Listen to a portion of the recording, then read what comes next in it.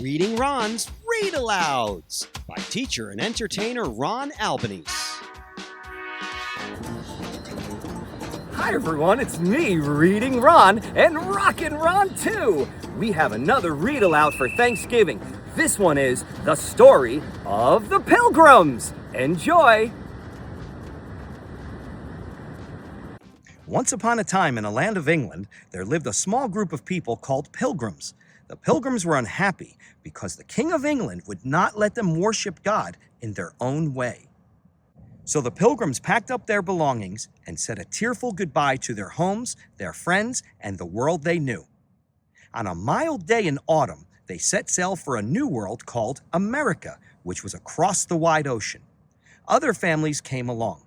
Together, they hoped to find freedom and a better life. More than 100 people squeezed into a small wooden sailing ship called the Mayflower. 22 of the pilgrims were children. For their journey, they brought with them only the simplest foods, things like hard cheese, bread, dried beans, and salted meat. Day after day, the pilgrims saw nothing but the endless ocean and sky. Now and then, the huge slippery body of a whale would break the surface of the water. On and on they sailed, through calm days and stormy ones, until, after 66 days at sea, they heard the words they had been dreaming of for so long. Land ho! Nearer and nearer to the land they sailed, until the water was so shallow they could go no farther.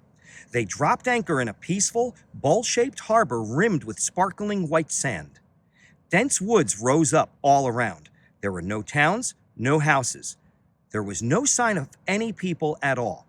The pilgrims rowed ashore to explore this wild land so full of mystery and promise. The men were armed with guns. They had heard that America was full of fierce animals and savage Indians. After many days of exploring up and down the coast, they found a deep harbor near good farmland. Here they would make their home. They called it Plymouth. While some stood guard against Indians, the others began to build homes. The first was long and low and very plain. They called it the Common House, for they would all share it. As each day grew a little colder and a little darker, they worked quickly. Winter was coming. And a terrible winter it was. There were dark days of bleak and bitter cold, far colder than any they had known back in England. Snow and sleet and high winds battered the Common House and the little ship anchored in the harbor. The pilgrims huddled together for warmth, trying to survive on stale food from the long voyage. Many of them became sick and died. By the time spring came, there were only 50 pilgrims alive, and they were mostly children. What would they do if Indians attacked? Surely they would be too weak to fight back. Then one day, an Indian did come. The pilgrims had never seen an Indian this close, and they were terrified. But this Indian had come in peace. His name was Samoset. A few days later, more Indians marched to their village, 60 of them, led by a warrior chief. The pilgrims and the Indians made a treaty, promising not only to do each other no harm, but also to help each other. An Indian named Squanto turned out to be a special friend.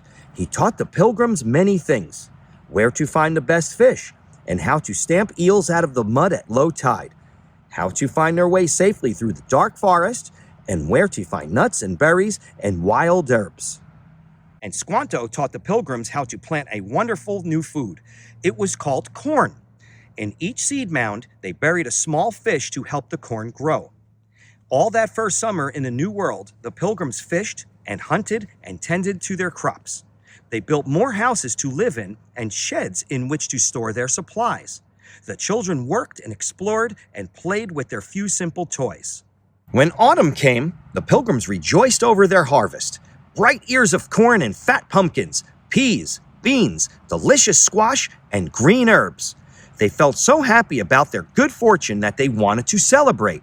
They knew they could never have survived without the Indians, so the pilgrims invited the Indians to join them in a feast. 90 Indians came. For 3 days and nights, the pilgrims and Indians ate and drank and danced and played games together. To remember that time so long ago, a time of brave pilgrims and life-saving Indians, we continue to celebrate the feast. We call it Thanksgiving. Hi everyone, it's me, Ron Albanese, and I want to let you know that my YouTube channel, Teaching Tunes, has lots and lots and lots of read-alouds!